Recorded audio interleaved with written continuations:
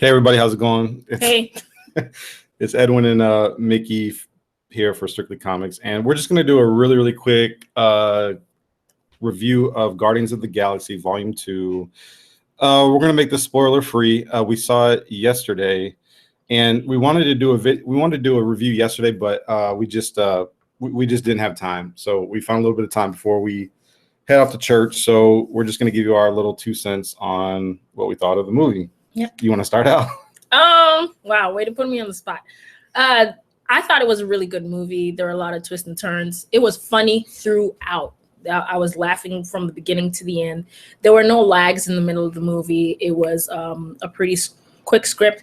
I thought, of course, the main storyline is very conventional, very linear, but it was a pretty good movie all throughout, and I enjoyed it. Yeah, me too. I kind of went in with low expectations because I kind of got a mixed impression by other people reviewing the movie. Mm-hmm.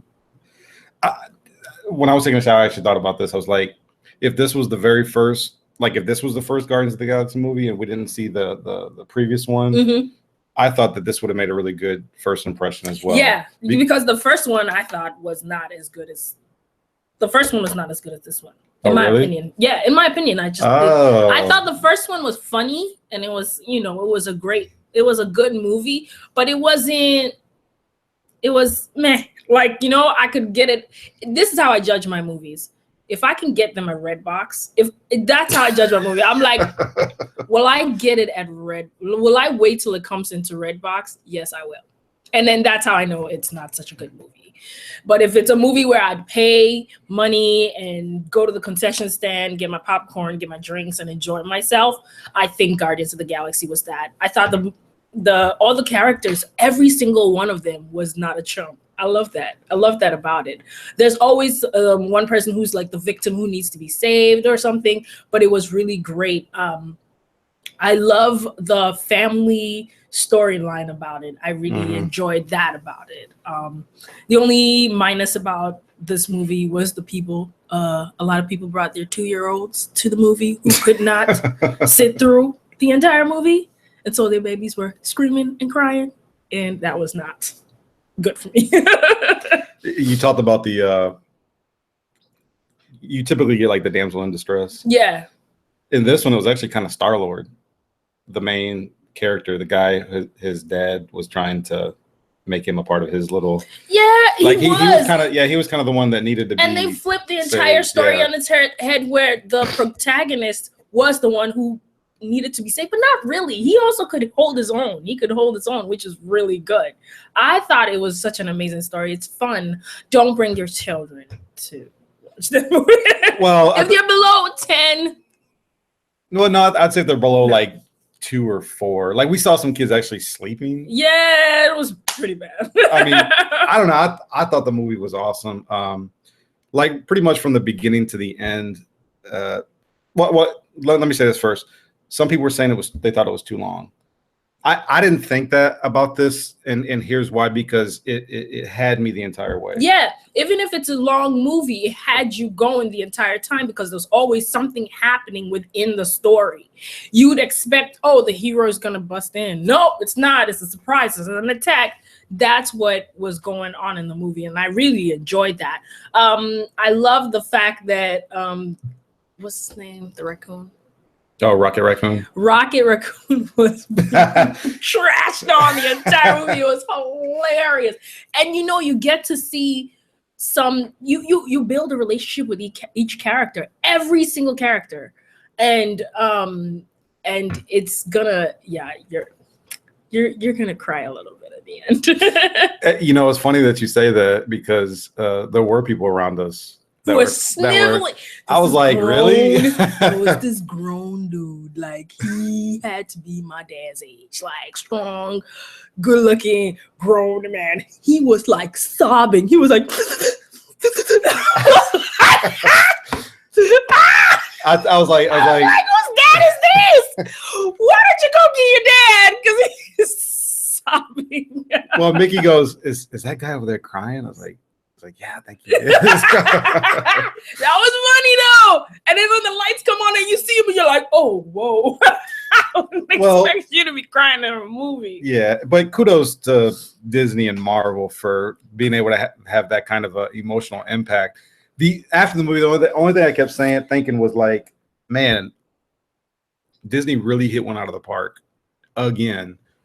And all I keep thinking is like, DC, Warner Brothers, are you taking notes here? Because so far, Marvel, Disney, they can't really do any wrong. Even Fox, who had X-Men. I know X-Men Apocalypse wasn't as great, but it still, to me, presented better than a lot of the DC and Warner Brothers films. So I don't know. Disney is just doing a real good job of having that kind of emotional, pushing those kind of emotions into people and really kind of just drawing them out of people. And it was even though the storyline itself was conventional, they made the plot, they twisted and turned, like they made a lot of twists and turns, and they developed each character, even if there's so many layers to the story. So I would suggest that you go watch. It doesn't matter what other people have told you, and perhaps they have been negative reviews. They're like, oh, I didn't like the movie or whatever. Just go experience it for yourself and make your own decision.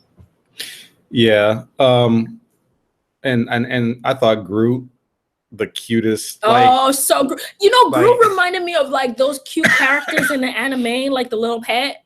That's kind of what Groot plays. So if you watch a lot of animes, the little pet, the cute little pet, or the cute little boy or girl that hangs around and makes silly decisions and just brings laughter throughout the movie, that's what Groot was to me.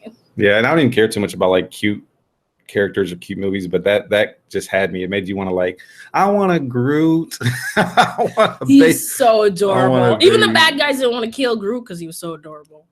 Exactly. He's like, he's too. I forgot all about that. Yeah, it was like, he's too adorable. Yeah, which really gave him room to kind of go about while everybody was. We won't spoil it, but every character really has their moments. Oh my goodness, every single character. So you're not missing out. That's what I'm saying. If you have heard a negative review, go experience it for yourself. I mean, if you don't want to spend that much money, go to a matinee. Just try it out. Just do it. Don't wait till it gets out in Redbox, because you would have missed out. You would have been really sad. Yeah, visually, it's stunning. This was definitely a great film to be seeing in the theater versus like your 42, 50-inch screen, whatever you got. You just need, it's just so visually, I just can't really say enough about it. It's just that good of a film. Visually compelling. Yeah. Audio is amazing, especially in the theater. Oh, you mean like the soundtrack? The no, music? not just the music. I'm talking about the surround. Oh, the surround sound. Yeah. Oh, so dope. So dope. Yeah. And then like we got to wrap this up here in just a minute or so, but yeah, we got to get going. But final thoughts, like what kind of rating or grade do you give? 4.5 out of 5. Really? Yeah. I'm pretty critical when it comes to movies, but this is good. She is. I think I would have to agree with that. It wasn't perfect because I thought Sylvester Stallone could have easily been replaced by somebody else. Like I felt like there was just a kind of a quick cash grab. Yeah, but I feel like Sylvester Stallone. Isn't he gonna be another? I don't know, but he had like 2 really, really, really small scenes. Yeah, it was so weird because we thought he was gonna be in the movie more, like often, but he probably did his parts in like one day or something.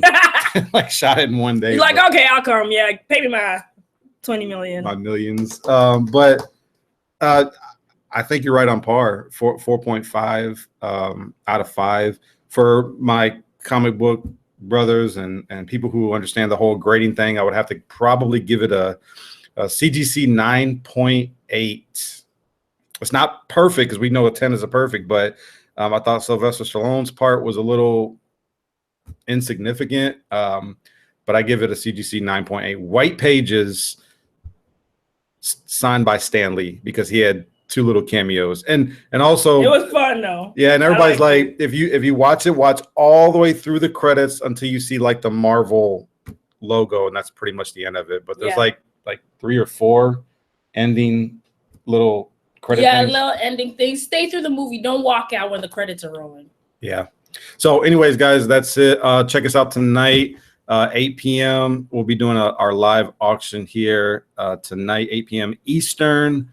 Make sure you like, share, comment, subscribe. We always appreciate it. Keep God first in your life, but enjoy your comic books. And until next time, peace.